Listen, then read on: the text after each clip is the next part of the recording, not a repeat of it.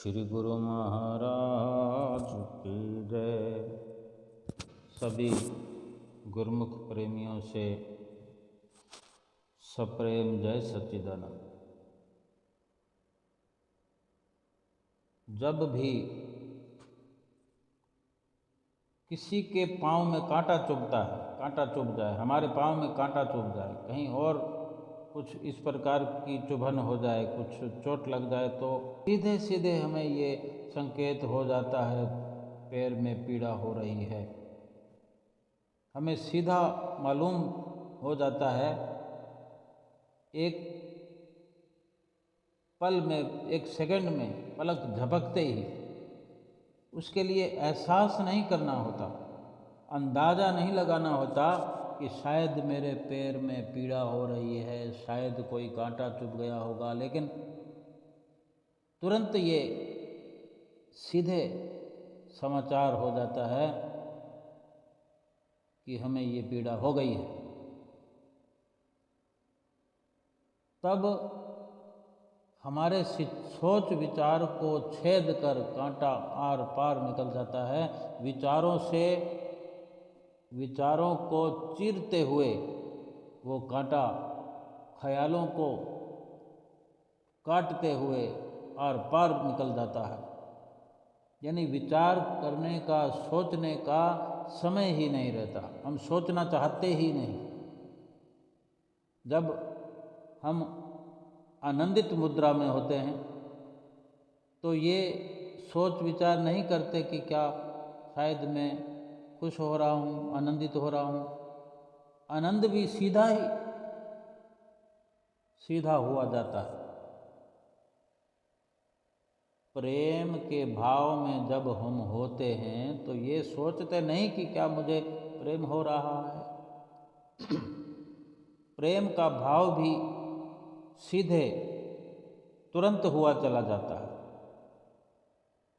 सोचने की या ख्यालों की ज़रूरत नहीं पड़ती, ध्यान नहीं लगाना पड़ता कि क्या मुझे खुशी हो रही है, मैं आनंद प्राप्त कर रहा हूँ।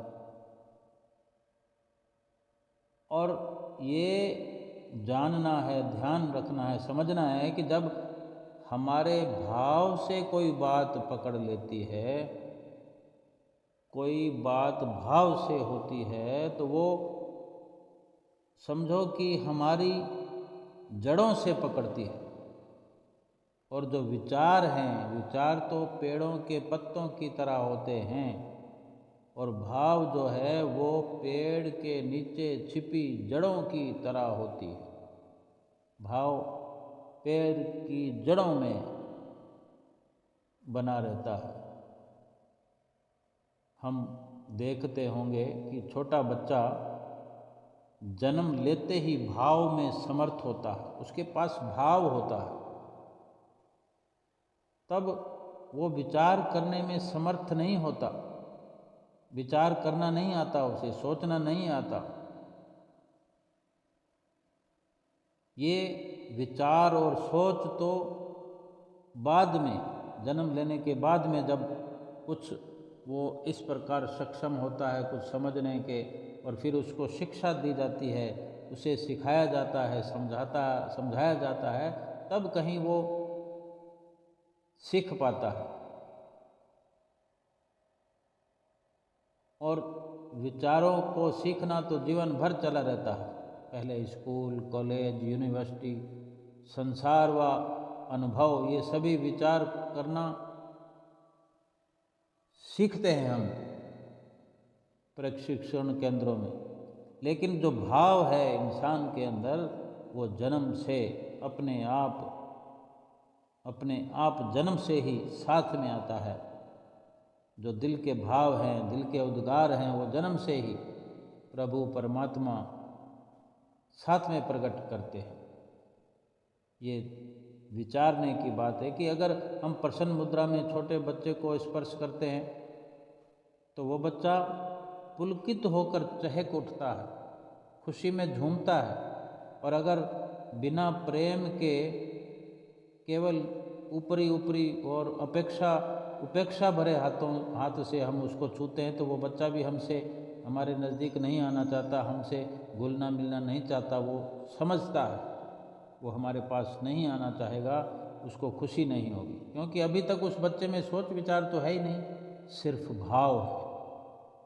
अभी तक उसके मस्तिष्क के जो ज्ञान तंतु हैं वो वास्तव में अभी उभरे नहीं, बने ही नहीं। जो बच्चे के भाव के निकट है वो अपना है, और जो निकट नहीं है वो पराया है। बच्चे के भावों के दायरे में जो कोई भी आता है उसी को वो बच्चा अपना समझता है, और जो भाव लेकर बच्चे के भावों से नहीं टकराता, स्वार्थपरता दिखाता है, वो फिर बच्चे के नज़दीक नहीं आ सकता, या बच्चा उससे संतुष्ट नहीं होता। सतगुरु महापुरुष फरमाते हैं कि परमात्मा के द्वार में भावों की पहचान होती है, केवल और केवल भाव देखे जाते हैं।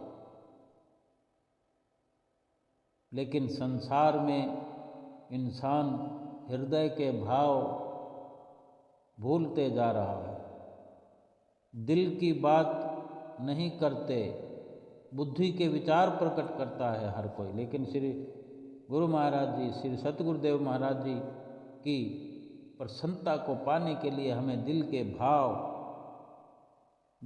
भाव से भक्ति करना पड़ेगा, भाव से दर्शन करना चाहिए, भाव से सत्संग सुनना चाहिए, भाव से अमल भी करना पड़ेगा। और यही भाव ही हैं, दिल के भाव ही हैं जो सतगुरु को रिझाने में पर्याप्त है। आडंबर किसी प्रकार से कामयाबी के शिखर तक हमें नहीं पहुंचा सकते। दिल की गहराइयों से निकले भाव भरे सुंदर विचार सतगुरु को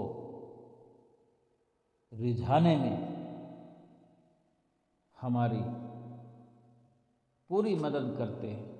सो अपने दिल से उद्गार प्रकट करते हुए, सच्चे दिल से भाव उत्पन्न करते हुए सतगुरु से वो प्रीत कायम करनी चाहिए जो सतगुरु केवल हृदय के भावों को ही मान्यता देते हैं, उन्हीं भावों पर प्रसन्न हो जाते हैं।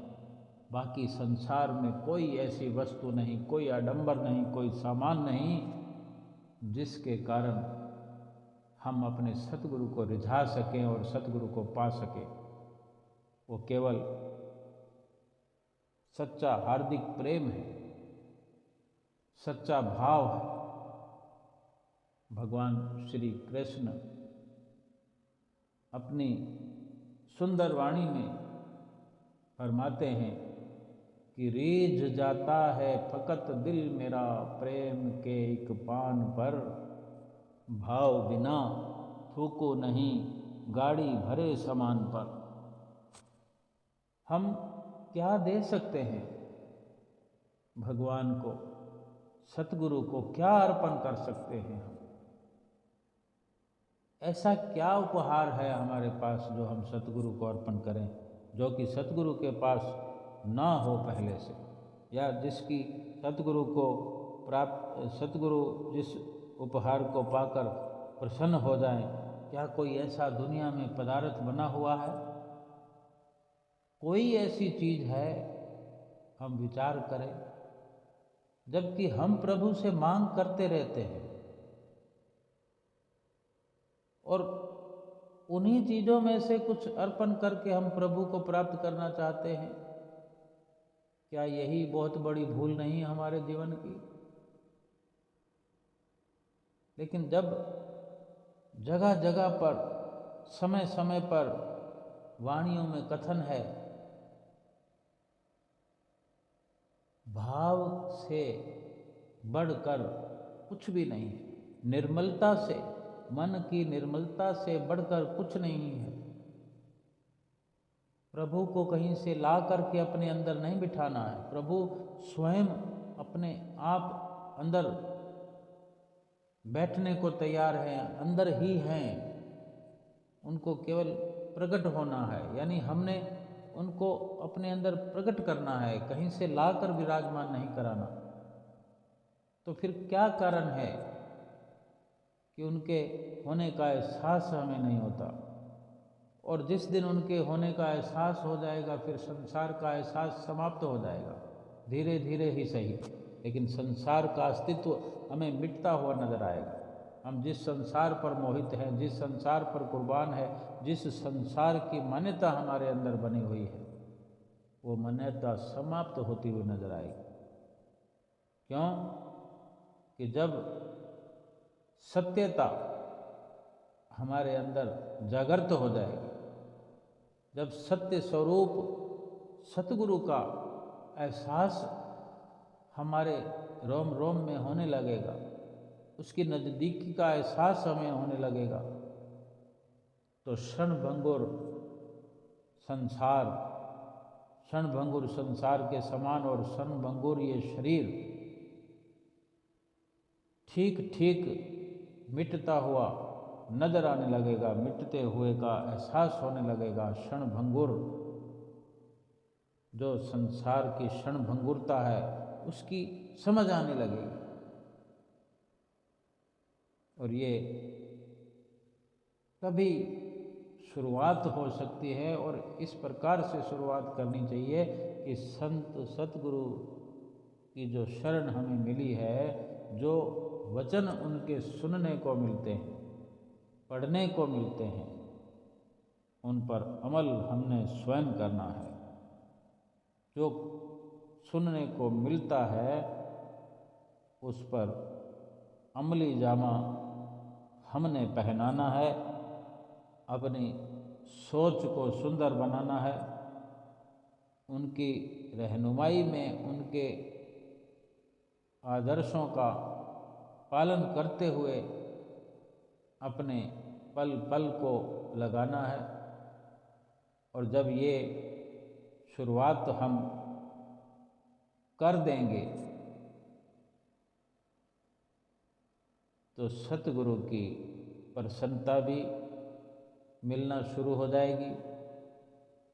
सतगुरु से एक सच्चा रिश्ता कायम हो जाएगा, और उन्हीं के आदर्श हमारे जीवन में विस्तार पाएंगे, और हम उन्हीं के आदर्शों तले अपने इस लोक को भी सुखी बना पाएंगे, और परलोक भी हमारा सुहेला हो जाएगा। बोलो जयकारा बोल मेरे श्री गुरु महाराज की जय।